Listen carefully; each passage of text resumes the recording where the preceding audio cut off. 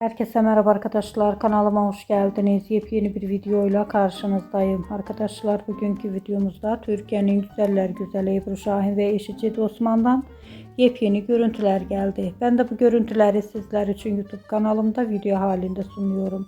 Umarım beğenirsiniz. Arkadaşlar, videomu beğendiyseniz kanalımı izlemeyi ve bildirim butonuna basmayı unutmayın. Şimdilik benden bu kadar olsun. Yeni videomuzda görüşmek üzere. Hoşça kalın.